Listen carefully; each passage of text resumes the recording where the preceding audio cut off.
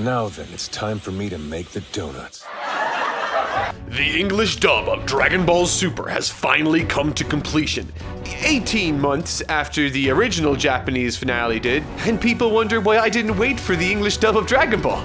Now, before I get into anything here, I want to make one thing clear. I grew up with the English dubbing of the show, and I am a fan of both the original Japanese and Funimation's production for different reasons. I think both offer their own strengths, and I can understand why someone might prefer one over the other. However, today, I want to find out which one you guys prefer. Earlier this week, I sent out a tweet asking my followers this: with the English dub of Dragon Ball Super having come to completion, what are some scenes you thought they did really well? Today, I will be taking the best scenes as recommended by you, the audience, and I will be asking you guys who did it better, Funimation or Toei, the English dub or the Japanese.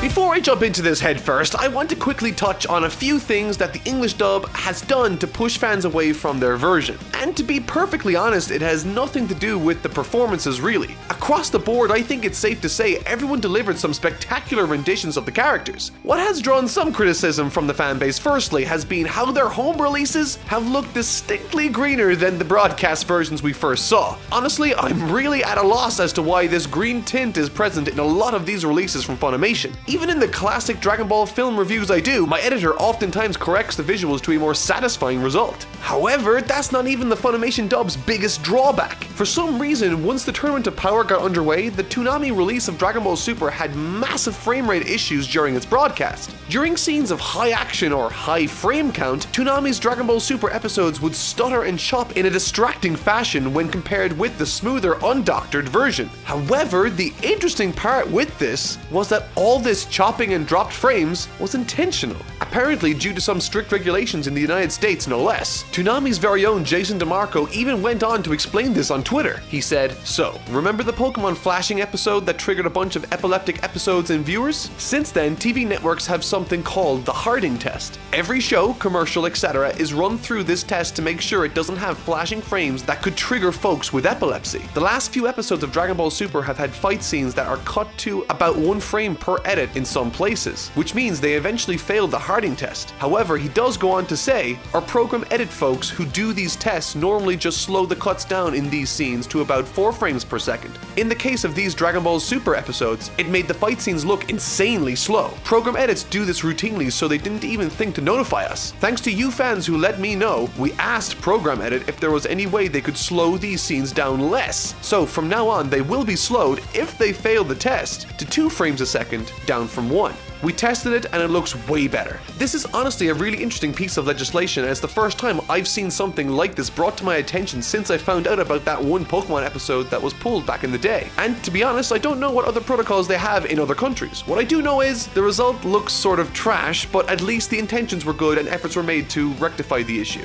Not that it matters anymore with the show being over. So, let's dive in.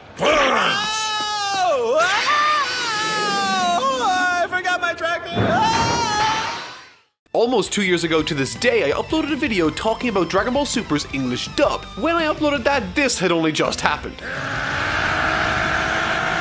So, with it sort of being my 2-year anniversary on this topic, I think this is a great place to start. When I asked you guys on Twitter to recommend scenes for me to check out, this was one of the only ones prior to the Future Trunks arc that was mentioned time and again. And honestly, I think that's for a good reason. The first 3 arcs are largely bad with some gems here and there, but it really wasn't setting the world on fire. This scene, however, absolutely did, both when it was released in Japan and in the West. It's triple, quadruple.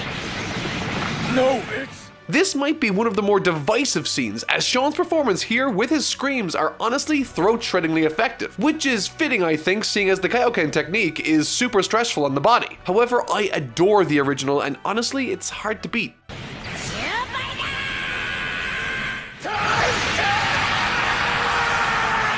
Both of these offer extremely different versions, and I'm excited to see which ones you prefer in the comments section.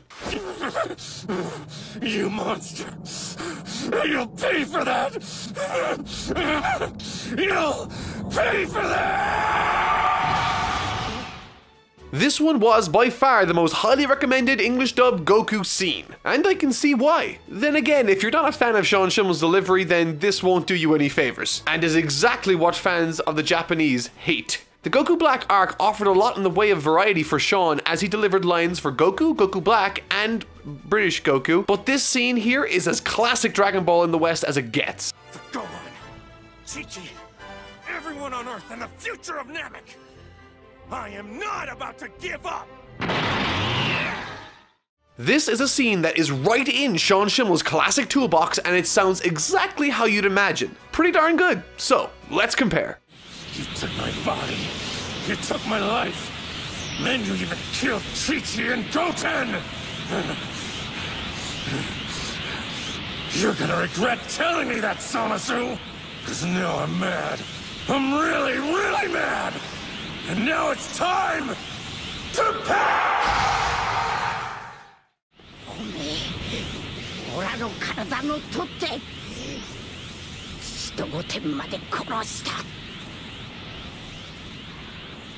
怒ったぞ。オラ本気の本当に怒ったぞ。オラもう許さねえ。 Both Nozawa and Sean nail this scene, and honestly, this entire arc. Minus British Goku, but even that was rectified somewhat later on. Both of these actors show great versatility with their portrayal of these characters, and it was honestly terrific to watch. To be perfectly honest, a lot of what was recommended for Goku were these big action set pieces, and really these are just more screams and speeches, so let's look at something a little more subdued and different. Leave it to the biggest villain in the universe to exploit my biggest weakness. You know me too well. This was my favorite scene in Dragon Ball Super. Not a fight, not a speech, not even a plot twist. My favorite scene was a conversation between Goku and Frieza, and I was surprised to see that the English and Japanese interpretations differed somewhat. Not necessarily in what they say, but in how they say it. I first saw this scene in the original Japanese years ago, and what I loved most about it was Nozawa's clear change in mood and tone as she spoke through Goku. To begin the interaction, Nozawa delivers the lines as if Goku is holding his cards close to his chest. It's as if we are seeing Goku as intellectual as he truly is. He knows exactly what Frieza is like and can afford to make no mistakes around him. Her delivery is calm, firm, and you can hear the compromise in Goku's voice through her delivery as he attempts to play this verbal mind game with Frieza. それは興味深い話ですね。実に。だろう？お断りしたら困りますか？ちょっとな。では、お断りします。そっか。邪魔したな。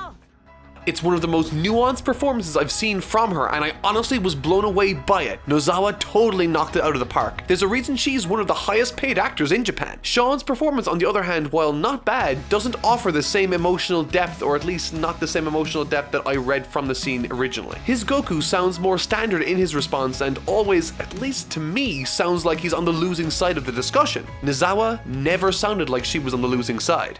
You spin quite a fascinating tale, monkey. Rife with exhilaration. So you win?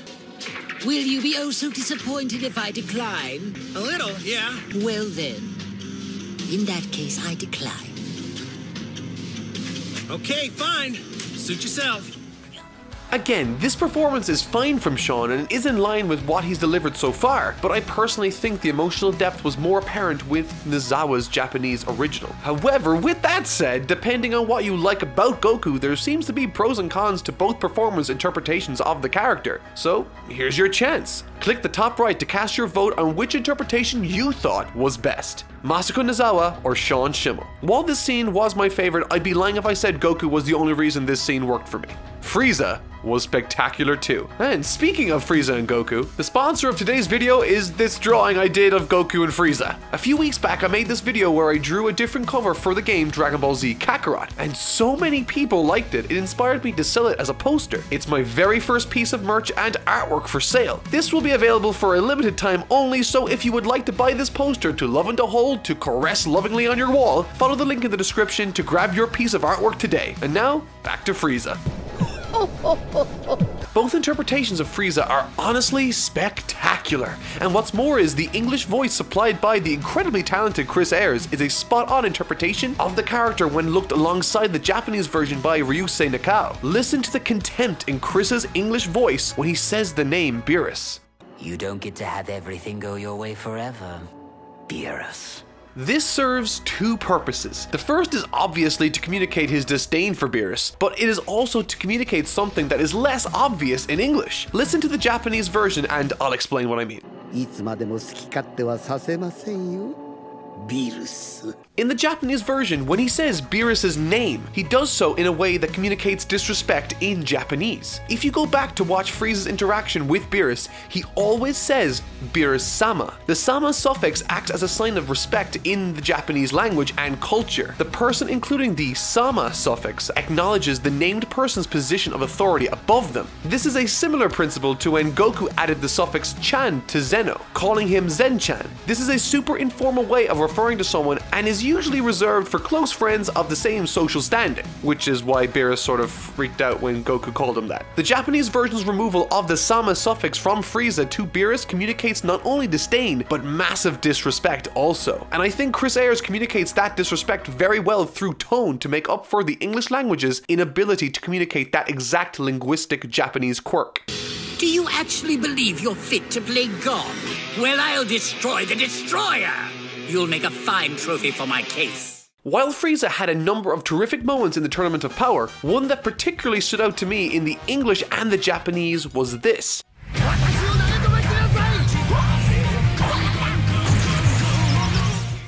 I love this scene as it shows an interesting new side to Frieza, but the English version decided to sprinkle something else in subtly.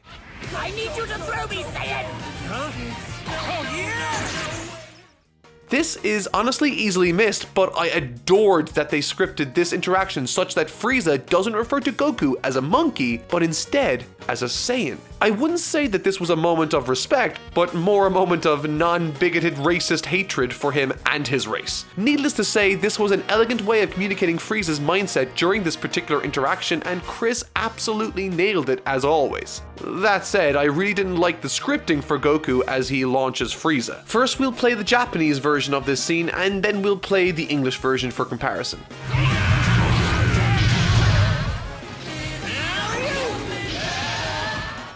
Did you hear Sean say alley-oop? I did. I can't stop hearing it. Now, I wouldn't say that this was Sean's idea. I mean, it could have been, but it more than likely falls under the scripting department. Regardless, I thought that this light-hearted line took from the overall tension the scene was going for. But that's enough of Goku. Time to vote for which version of Frieza you thought did it best. Was it Chris Ayres or was it Ryūsei Nakao? Click the top right and cast your vote. Is that supposed to be insulting? You say I'm arrogant, I say damn right. That's pride. Pride in the Saiyan I am. The mighty prince of the ultimate warrior race. It's hard to make a video discussing Dragon Ball without mentioning Vegeta's name. In Dragon Ball Super, his character can be seen as sharing the position of main character with Goku in some respects, so let's take a look. Christopher Sabat, the voice of Vegeta in the English dub, is a fan of the series, and I honestly really enjoy his Vegeta, specifically in moments where he brought comedy to the equation. Oh, now I get it. You're feeling jealous, aren't you? A charming and dignified alien going to lunch all alone with your beautiful bride? No, I don't give a damn about that. You can at least pretend. Yeah, sure, fine, babe. Is Beerus here? On the other hand, many fans love Vegeta for his epic speeches and screams, so let's compare those with the original.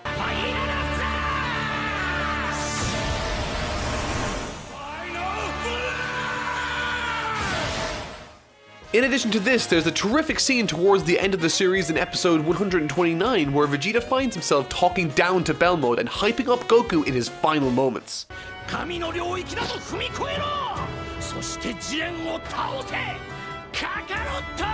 Trespass into the domain of the gods and use that might to conquer Jiren. Do it, Kakarot! The one time Vegeta finds himself trash-talking a clown and he doesn't call him a clown.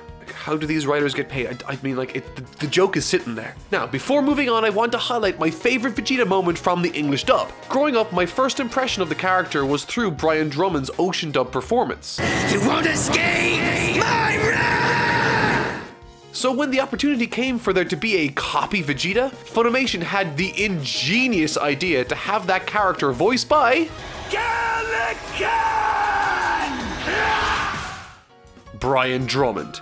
I was beyond happy to see that voice in modern Dragon Ball again, and it was a really cool inclusion for longtime fans. With that said, which Vegeta do you think was better, the Japanese or the English interpretation? Vote now. This has been a long video with a lot of different comparisons, so I think now is the perfect time to ask you guys for one last final vote. Which dub did you prefer? The English or the Japanese? Click here.